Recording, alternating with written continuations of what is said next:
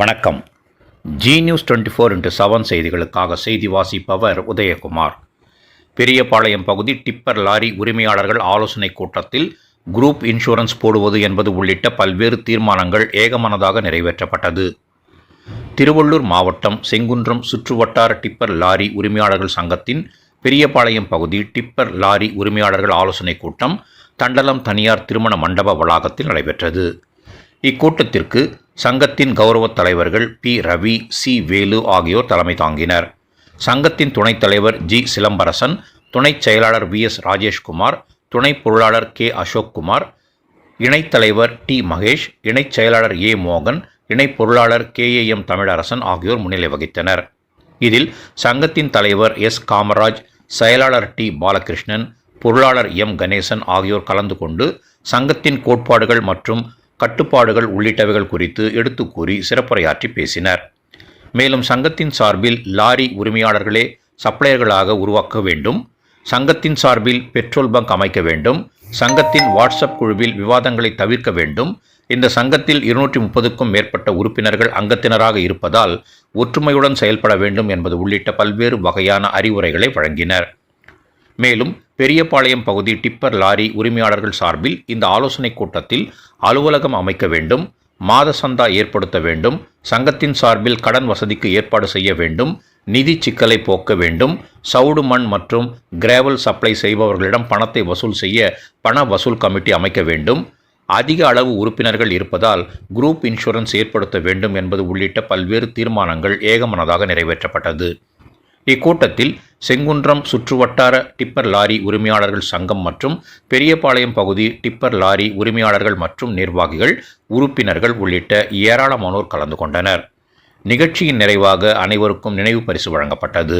மதியம் அனைவருக்கும் அறுசுவை உணவு வழங்கப்பட்டது. செங்குன்றம் சுற்றுவட்டார டிப்பர் லாரி சங்கம் நாங்க இந்த பகுதியில தண்டல பகுதியில இன்னைக்கு மாபெரும் கூட்டம் நடைபெற்றது. இதுல எங்க தொழில மிகவும் பாதுகாப்பாக நடத்த வேண்டும் என்று தீர்மானம் போட்டிருக்கோம். பொதுமக்களுக்கு இடையூறு இருக்கக்கூடாது, எந்த ஒரு விபத்தும் இந்த திருவள்ளூர் மாவட்டத்துல இனி எந்த ஒரு விபத்தும் நடக்கக்கூடாது, மெதுவாக சொல்ல வேண்டும். எல்லா வண்டிக்கும் தார் பாய் கண்டிப்பா கட்டியே ஆகணும். ஏன்னா ரோட்ல போறவங்க எல்லாம் நம்முடைய சகோதரர்கள் தான்.